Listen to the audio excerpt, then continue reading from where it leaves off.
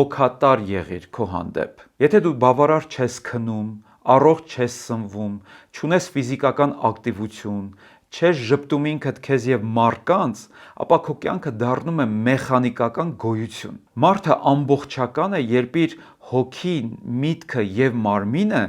ներդաշնակության մեջ են գտնվում։ Գուցե ոմանք ասեն, բայց սա էգոիստական ցանկություն է։ Չէ՞ որ մենք պետք չէ կենտրոնանանք մեզ վրա, այո, մենք չենք կենտրոնանում մեր եսի վրա, բայց վերջ-ի-վերջո Աստծո խոսքն ասում է, որ մեր մարմինը Սուրբ Հոգու տաճար է։ Այն այլևս մեր սեփականությունը չի, որովհետև մեծ գնով ենք մենք գնվել,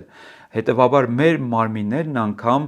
Աստծո սեփականությունն են, եւ մենք պատասխան ենք տալու Աստծուն, թե ինչպես ենք վերաբերվում մեր մարմինների հանդեպ։ Այն այլևս մերը չի, մենք ինչպես ուզենք այնպես վերաբերվենք,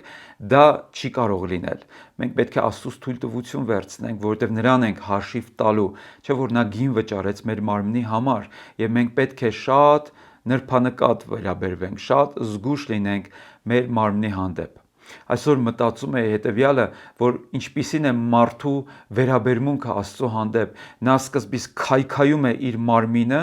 քայքայում է իր առողջությունը եւ հետո գնում է եւ Աստծուց առողջություն է պահանջում է, որ Աստված իրեն բժշկի, բայց երբ որ ինքը առողջ էր, նա ապականեց իր առողջությունը, նա մաշացրեց իրեն տարբեր մեղքերով եւ սխալ ապրելաձևով։ Հետևաբար սերներ, ուշադիր լինենք մեր ֆիզիկական եւ հուզական առողջության հանդեպ, հոգատար լինենք։ Հիմա վերջում հետևյալն եմ ուզում ասել. դեպրեսիան դատավճիռ չէ, այն ազդակ է։ Հետևաբար ազդակի դեմ պայքարելը անիմաստ է։ Ազդակից պետք է ինֆորմացիա քաղել եւ այդ ազդակի հուշելով շարժվել։ Եթե իմ մեքենայի վառելիքի լույսը, այն բաքի դեղին կամ կարմիր լույսը վառում է, ես չեմ կարող գնալ մասնագետի մոտ եւ ասել եղբայր, այնպես արա, որ այս լույսը երբեք չվառի, որովհետեւ այն ինձ անհանգստացնում է։ Ընդհակառակը, այդ լույսը ինձ հուշում է, որ իմ բաքը դատարկ է եւ ես պետք է այն լցնեմ, եւ երբ որ լիքն է լինում իմ բաքը, այդ լույսը մարում է։ Հետևաբար իմ պայքարը ոչ թե պետք է լույսի դեմ լինի, ոչ թե պետք է դեպրեսիայի ազդակների դեմ լինի, այլ դրա արմատի դեմ։ Իսկ ո՞րն է դրա լուծումը։ Լուծումն այն է, որ ես իմ հոգևոր եւ էմոցիոնալ հուզական բաքը պետք է լիքը պահեմ։ Իսկ ինչպես լիցքավորեմ իմ բաքը։ Ես այն պետք է լիցքավորեմ Աստծո խոսքով, դրական հույզերով, առողջ հարաբերություններով, աղոթքով, հավատքով, հույսով։ Երբ որ իմ հուզական բաքը եւ հոգևոր բաքը լիքը լինի այդ պաշարով, ես շատ հեռու կգնամ։ Բարեկամներ, իսկապես ուշադիր լինենք հուշող նշանների նկատմամբ, եթե որոշ լույսեր են վառվում մեր կյանքի մեջ, ոչ թե այդ լույսերը փչացնենք եւ անջատենք, այլ հետևենք նշաններին եւ մեր բաքը լիքը պահենք։ Ուրեմն, եթե զգում ես, որ այս նշանները քո կյանքում կան, դրանք առիթ չեն, որ դու ավելի խորասուզվես դեպրեսիայի մեջ։ Դրանք առիթ են, որ դու ավելի մոտենաս Աստծուն, դիմես նրան, որովհետև նրա ձեռքերում է քո բժշկությունը, նրա խոսքի մեջ է քո բժշկությունը։ Աստված քեզ չի մերժում։ Աստված փնտրում է քեզ հենց հիմա։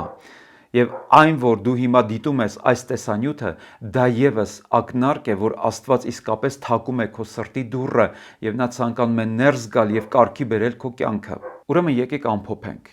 5 քայլ դեպրեսիայից խուսափելու համար։ Առաջին, սահմանիր ինֆորմացիոն կամ տեղեկատվական դիետա։ Մի լցրու միտքդ ամեն աղբով եւ աղմուկով։ Երկրորդ, պահպանիր կապը մարդկանց հետ։ Առողջ հարաբերությունները առողջացնում են մարդու հոգին եւ մարդու միտքը։ Երրորդ, վերլուծիր բացասական մտքերը եւ դրանց ծագումը եւ մերժիր ցանկացած միտք, որը Աստծուց չի եւ որը շինություն չի պարգևում քեզ։ Չորրորդ, քո օրվա մի մասը նվիրիր աղոթքին, օրհնաբանությանը եւ գոհություն հայտնելուն։ Եվ հինգերորդ, հոգ տար քո մարմնի եւ հույզերի մասին այնպես, ինչպես Աստված է հոգ տանում քո մասին, չէ՞ որ նա հոգատար Աստված է։ Եվ վերջում ամենակարևորը, եկեք միասին աղոթենք, որովհետև մենք խոսացինք, չէ՞, որ աղոթքը լավագույն հակադեպրեսանտներից մեկն է, լավագույն միջոցն է դեպրեսիայի դեմ։ Հետևաբար աղոթքով կարող ենք դիմել Աստծուն, իսկ նախքան աղոթելը, եթե այս տեսանյութը իսկապես քեզ օգտակար եղավ, ապա կխնդրեմ, որ հավանես այն եւ բաժանորդագրվես այս ալիքին։ Պարտադիր չի, որ դա անես, բայց դրանով դու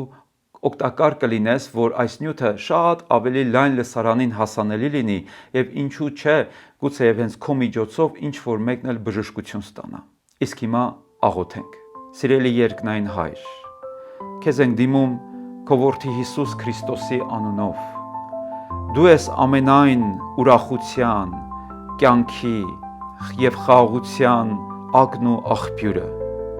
Քո գրկի մեջ կա հանգստություն եւ խաղաղություն, եւ անսպառ է քո սերը իմ հանդեպ։ Շնորհակալ եմ, Հայր, որ դու ինձ գնահատում ես եւ ընդունում ես։ Շնորհակալ եմ, որ այսօր քո ձեռքերը բաց են իմ առաջ, որ քո գիրկը բաց է իմ առաջ, որ քո սիրտը բաց է ինձ համար։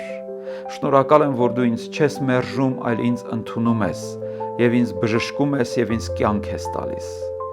Աղոթում եմ, որ քո Սուրբ Հոգու միջոցով մխիթարություն եւ քաջալերան գա իմ սրտի մեջ, խաղաղություն եւ հանգստություն գա իմ մտքի մեջ, հանդարտություն գա իմ հույզերի մեջ, որպեսզի կարողանամ ավելի ամրակուռ լինել, ավելի